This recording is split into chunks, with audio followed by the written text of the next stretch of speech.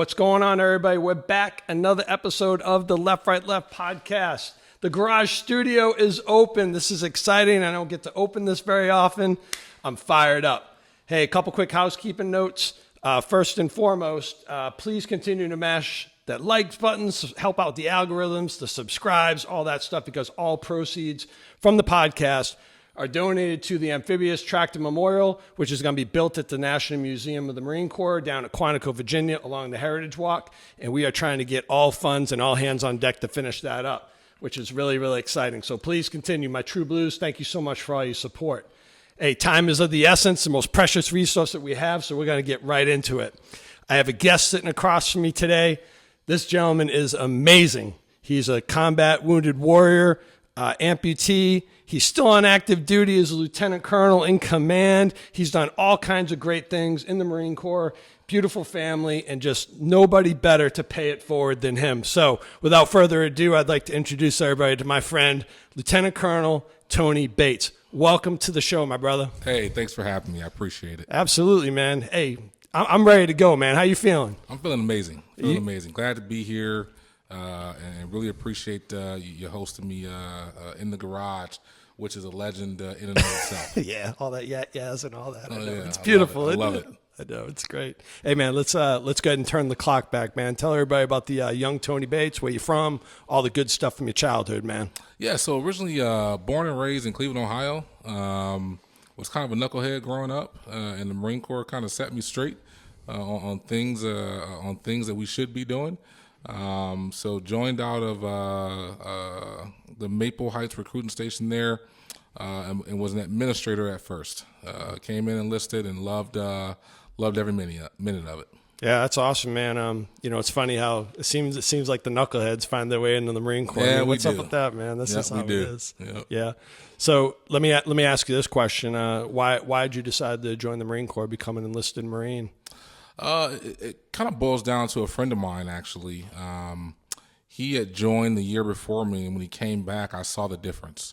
I saw how he carried himself. I saw the respect that he had from others around him and for himself. And it was something that I thought that I wanted for myself, and also I wanted to be the best at whatever it is I was going to go do. Yeah, 10-4 on that.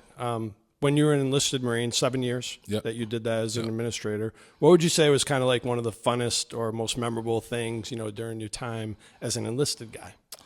I would say traveling, right? I had an opportunity to be stationed overseas at a very young point in my career. Got a chance to go live in Germany, and I just traveled all over Europe and was able to really see what I think a lot of Marines want to do, which is see the world when they come in and they enlist, and I was able to actually fulfill that at a very early point in my career. There you go. So for everybody out there, we are also part-time friggin' recruiters. So all the viewers out there, they got the young ones out there. If you want to travel, excitement, join the United States Marine Corps. Absolutely. No doubt. So then, you made a decision at some point. I guess when did your mindset start getting to the thought of, hey, I think I got what it takes to become a commissioned officer? Like, how did that process unfold? I actually had some really good mentors that looked out for me while I was stationed in Germany. And this was right around the time that the war had just kicked off. And they said, hey, is this something that you think you want to do? And I said, absolutely. I want to go, and I want to go get some. I want to go fight. And I say, well, maybe you should go do that as an officer and lead those Marines in combat. You can go as an administrator, but I don't think you're going to get the effects that you really want going down range. And so I made the transition.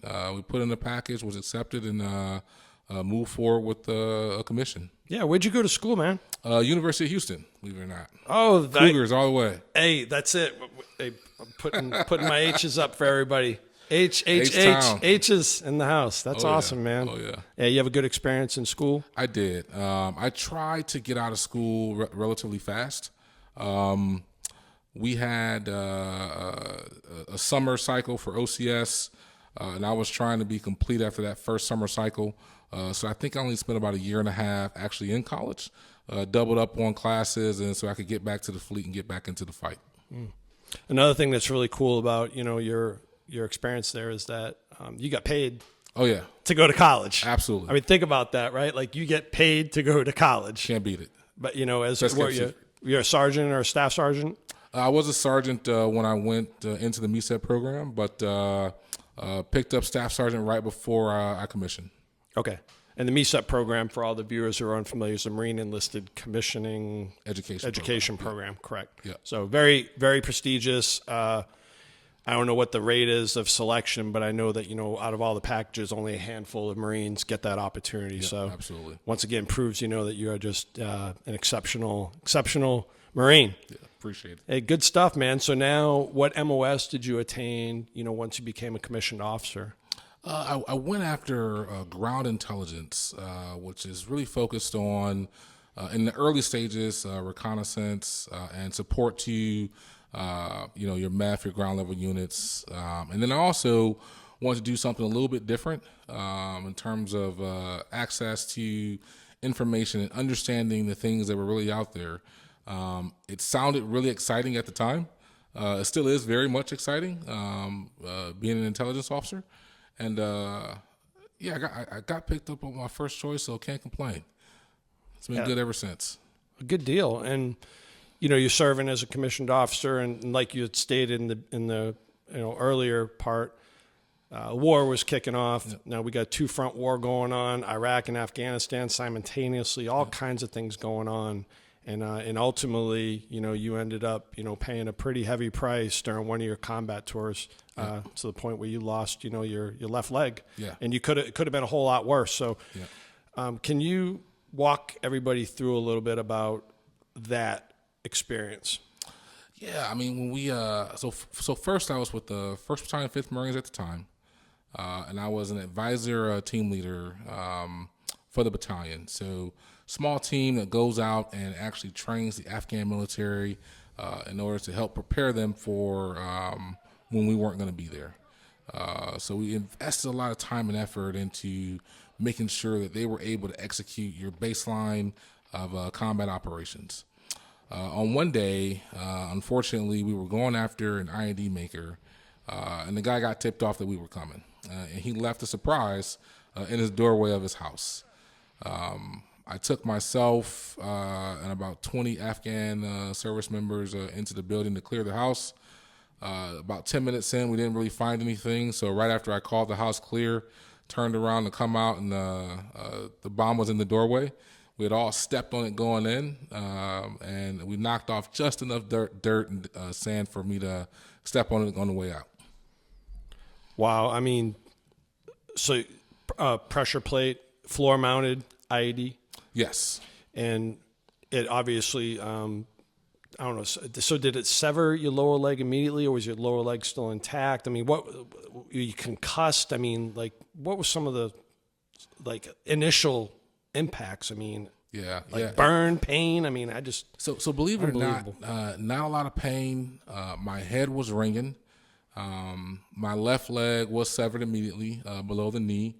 The front part of my right leg was lost. The backside of my left forearm was lost. I had shrapnel in my face, in my hands, legs, and back. And I was sitting there on the ground thinking, yep, this is me. I'm the lieutenant that just got blown up. And it's amazing how you can, you know, have a smile on your face, you know, recalling that and stuff. That's just that is crazy thinking about it. And from what I understand, after the initial impact and the explosion, once you got your head together a little bit, you started shouting out orders to your guys, correct? I did. One of my squad leaders at the time, he came up to me. They ran up and they started immediately putting tourniquets on me. And I'm like, hey, guys, stop. We didn't sweep up. We didn't clear. What are you doing? We don't need a mass casualty drill, the whole 9 yards. Go through the things that we need to do in order to make sure that we're protecting everybody around us. They're like, sir, it's too late. We're already here. Yeah. Right? Yeah. So they were able to put the tourniquets on me, get me out the building. I tried to call in my own medevac. My radio was blown up. Jesus. We were still up. But I was on the ground for just over 40 minutes. I can say that we definitely found the bomb. Yeah, no doubt. And later on, we did find the bomb maker, but unfortunately, he's no longer with us. Yeah. Oh, fortunately, yes. Yeah. That's a good thing. We don't need those damn tyrants running around hating discontent, because he was just going to plant more bombs and hurt more of our troops. So. Absolutely. Hey, big shout out to the gentlemen who were on site, on scene, who made sure that at the time Lieutenant Bates was bandaged up, and tourniqueted up, and made sure you put those life-saving measures, because he's sitting across from us here today. I believe a lot of because of your efforts. So thank you so much for that.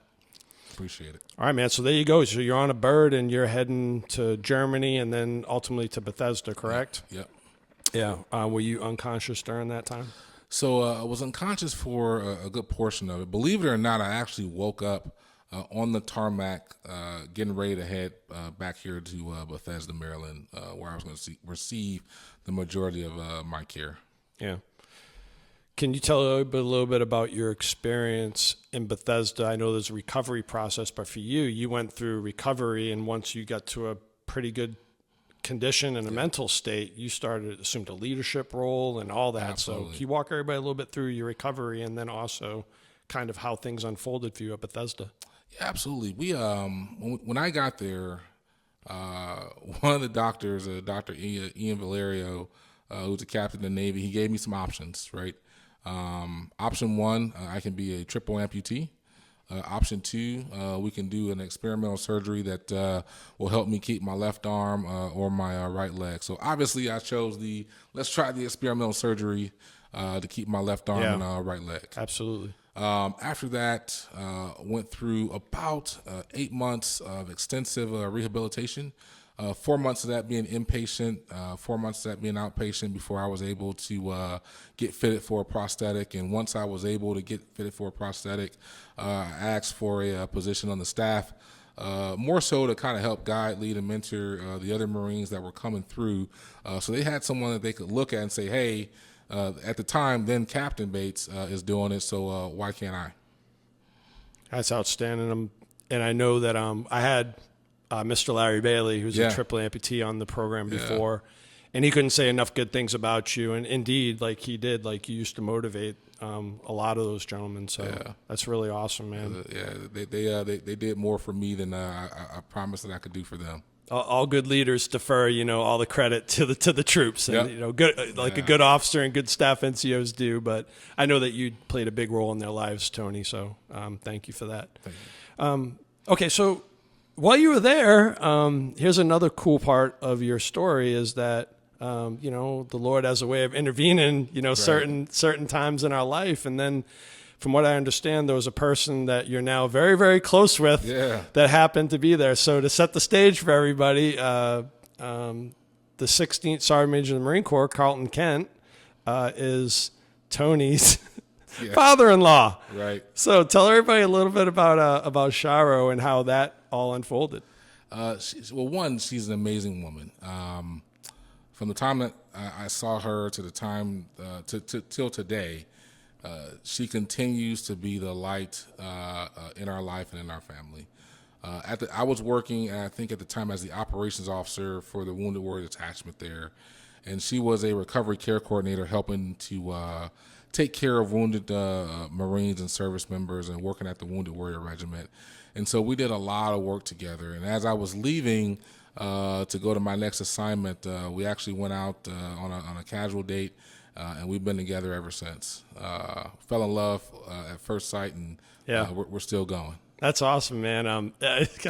What is it like having 16 Sergeant Major of the Marine Corps, Mr. Carlton Kent, my friend? What is it got to be like having him as your father-in-law? Yeah, I'm gonna be honest with you, and I've told her this on more than one occasion.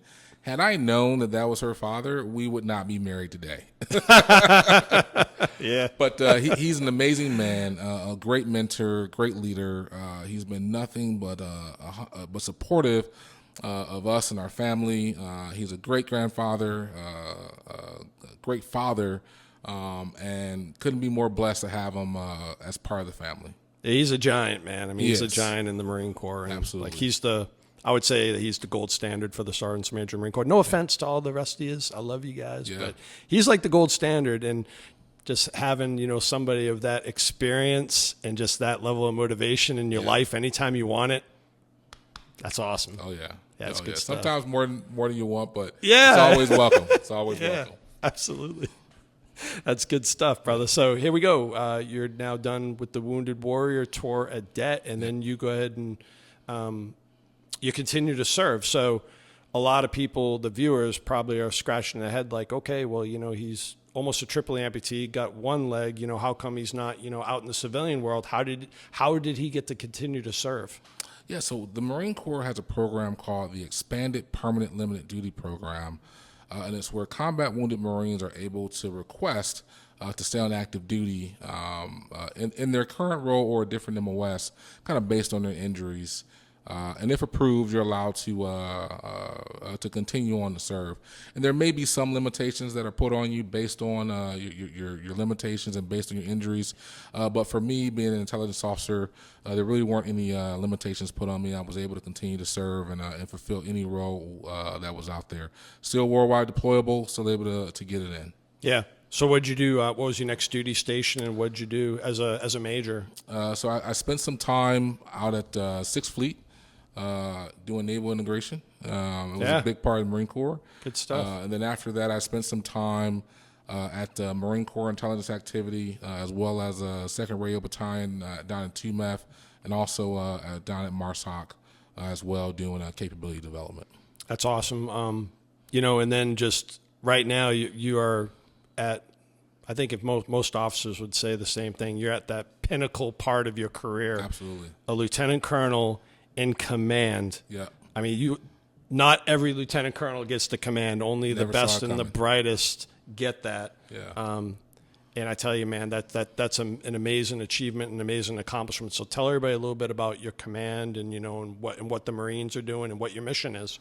Yeah. So right now I am the Region 2 commander under a Marine Corps Embassy Security Group. Where we deal with the Middle East and South Asia. I have 21 American Embassy Marine Security Guard detachments up under me. And our mission really is 3 things: people, property, and classified material, and the protection of those at diplomatic facilities across the world. So it's been a great time and opportunity to get out and see the Marines and see all the amazing things they're doing abroad. And I tell you, we are truly in every clime and place when we hear that in the Marine Corps. Yeah, I believe we have a Marine on every continent except for Antarctica. Yep. And out there, stand and watch, yep. like your guys are doing. So how are your boys doing out there? Like, has there been any turbulent things that have gone on in your area? Has it been pretty normal? Yeah, absolutely. I mean, the Marines are doing great. As expected, they're focused. They are vigilant, and they understand the environment that we're in. At any given time in Region 2, it can go from 0 to 100. And it's happened a few times, and the Marines have responded appropriately every single time. And we've been able to continue to execute our mission with professionalism. And I'm truly proud of being able to sit down and watch these great young Marines go out there and do it, because they're hungry. And I feel sorry for anyone that's trying to come out there and mess with anyone at a diplomatic facility, because our Marines they're going hard and truly proud of them. Yeah, and Tony, I have some younger folks that some of my True Blue viewers out there, just to provoke thought for them. What attributes would you say, and also for the active duty cats who are younger, what attributes are desirable to be a Marine Security Guard Det commander or a young Marine on Marine Security Guard duty? You got to be hungry. You got to have to work. You have to have the work ethic. You have to have integrity. You have to have a level of professionalism that is above reproach. You are the first thing that most people see when you walk into an embassy, and that's important. There are people right now that are in the Marine Corps because of the Marine Security Guard that they showed on that they saw as they were going into an American embassy, and saying, "Hey, that's the thing that we want to be when I grow up."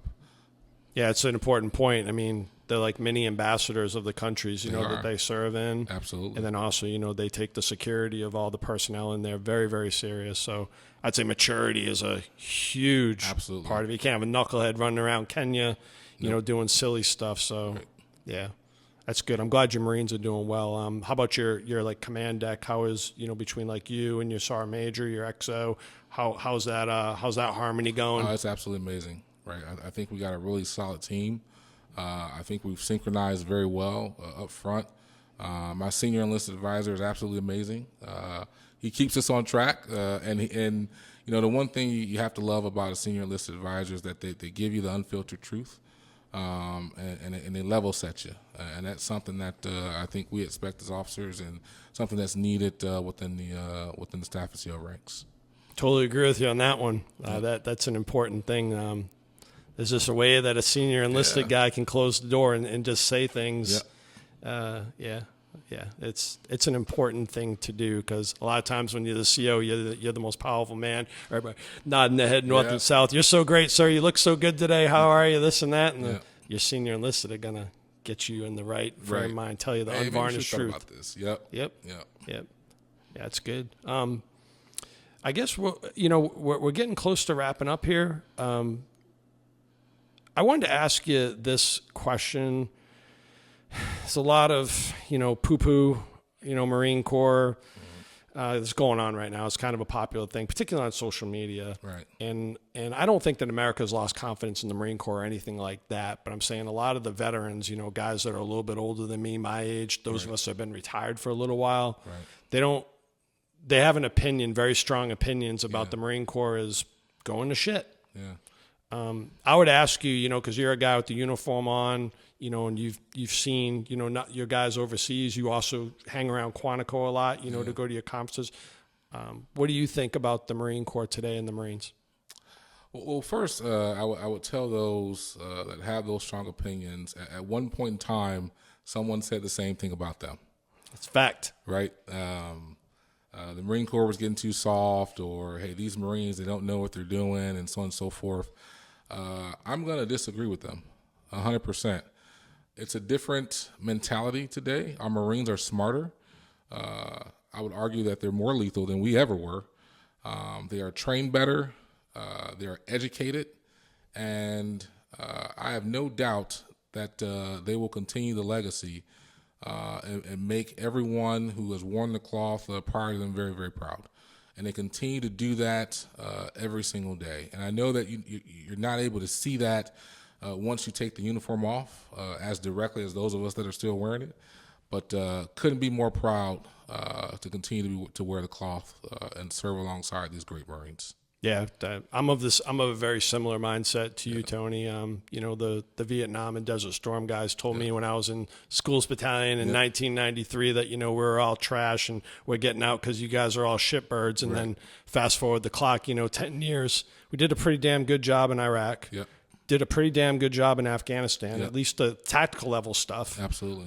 I just feel as though the brand is still the same. It is. The Marine brand is still the same. That's important. Yes. And I think that you're right, because I've seen experimentation with, newer technologies, and I've seen Marines, NCOs, and junior Marines create like solutions to problem sets out there. Yeah. And that gives me a lot of confidence. Absolutely. A lot of it. We are, those young Marines are solving problems that we couldn't think to solve 20 years ago. And we're putting it in their hands, and they're taking it. And they're running with it. And sometimes it's hard for us old guys to keep up, which is the way it's supposed to be. They're doing a fantastic job. That's why we all have a shelf life, Tony. Absolutely. We can only stay for so long, and then we pass on off the baton. That's what we do. And man, this has been great. Can't tell you how much I appreciate you coming by and spending some time with us here today. I just definitely want to throw it over to you for any save rounds, final thoughts, family shout outs, unit, anything. Floor is yours, sir. Well, first, shout out to you for having me on the podcast here. It's been great knowing you, and I appreciate everything that you're doing in and out of the uniform. Definitely want to send a shout out to my family, my beautiful wife and kids, my in-laws, and all the supporters that have been by my side throughout this journey. And then definitely want to send a shout out to the Marines in Region 2. They're out there killing it, and the Marines out there in the Marine Corps Embassy Security Group. So continue to do great things, continue to provide the best service for those diplomatic facilities across the globe, and looking forward to seeing you all here soon. Yeah, appreciate you guys all continuing to raise your right hand, provide this blanket of freedom for us, and be ready at a moment's notice to unleash that can of whip ass if that's what somebody needs. Yes, absolutely. So, yeah, it's really important. Again, brother, it's been my honor, to host you. You are indeed, continuing to pay it forward. You're the type of, man that I'm glad to see, is in command of Marines, and you're just a solid friggin' human being and a resilient man. Thank you. Someone who has, been through a lot, and you didn't let that get you down. You only just kept on moving forward and getting better and better. Yeah, I try. I hope that people can look at my story one day and say, hey, because he continued to take one more step, I can too. Absolutely. Yeah. Absolutely. A lot of times we get, caught up bitching about, the wrong latte. And, we have warriors like you, with missing limbs who are making the best of their lives every single day and making people around them better. So it's like, it's a gut check and it's something to look in the mirror. It keeps me looking in the mirror. Yeah. Same with me. I got to gut check myself every single morning. Yep. You got to earn it every single day. And so I hope that the Marines understand that once you get the title, you got to earn to keep it. Yep. My brother, thank you.